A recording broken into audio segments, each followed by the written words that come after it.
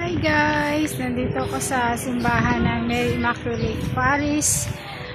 Dito po yan sa may Olivares, Tagaytay. Kung napapanood niyo po yung iba kong vlog, yung magsisimba ako dito kasama ko yung asawa ko. Ngayon, tuwing pupunta ako sa mga simbahan na sinisimbahan namin, lagi na lang ako mag-isa. Simula nang pumanaw yung mister ko, lagi na lang ako mag-isa ang pumupunta na ngayon sa mga lugar na pinupuntahan namin. Ayan, madalas kami dyan. Ito yung madalas na sinisimbahan namin tuwing linggo. Tapos yan, after magsimba, maglalakad-lakad. Ngayon, wala na. Ako na lang lagi ang mag-isang umaalis ng bahay.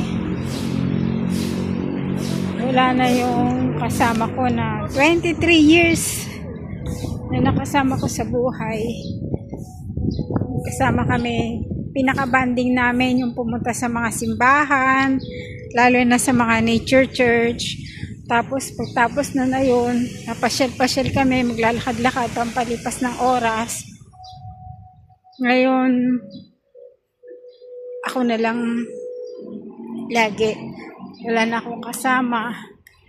Pero, para naman sa sarili ko, lagi ko siyang kasama kasi ito siya. Pinagawaan ko ng yung urn niya na mayroong green bone.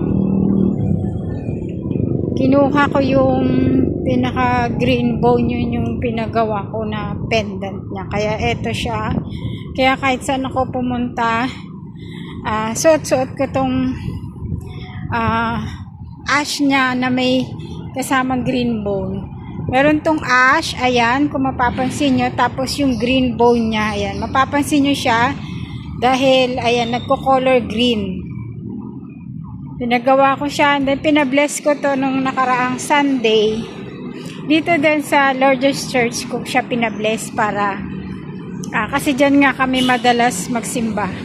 Ayan, pagtapos na magsimba, maglalakad-lakad kami dito sa mall. May malapit kasi siyang mall bago kami uwi ng bahay. Ngayon, ako na lang ang gumagawa. Mag-isa, aalis, uwi ng bahay, ako na lang. Kailangan kong tanggapin na wala na siya. Dahil gusto ko rin na matahimik yung mapanatag yung kanyang kaluluwa. Alam ko na sa mabuti na siyang kaharian sa ating mahal na Panginoon. Ayan, dito kami malimit.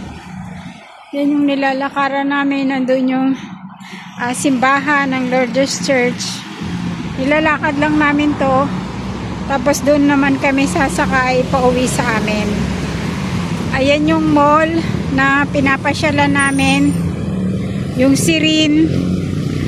After mag simba. Ayan guys. Kaya mapapansin nyo ngayon yung mga vlog na i-upload ko, yung mga lugar na madalas namin puntahan. Tapos, yun nga, ako na lang, solo flight. Wala na akong kasama dahil for 45 days nang nakalipas mula nung pumanaw siya.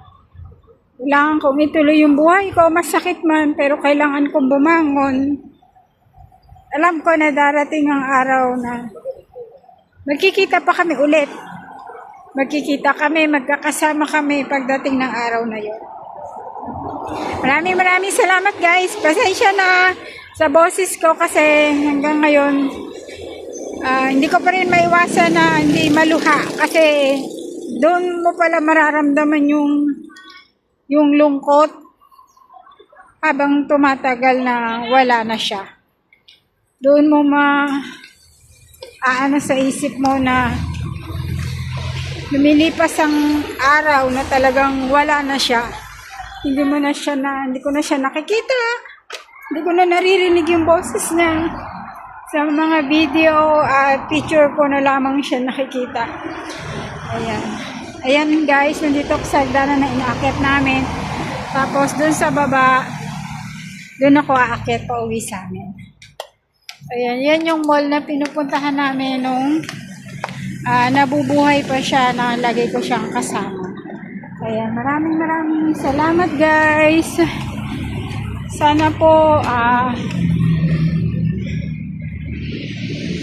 pray nyo ako or matuluyan kong malagpasan or matanggap ng tuluyan na wala na yung asawa ko na nakasama ko ng 25 years.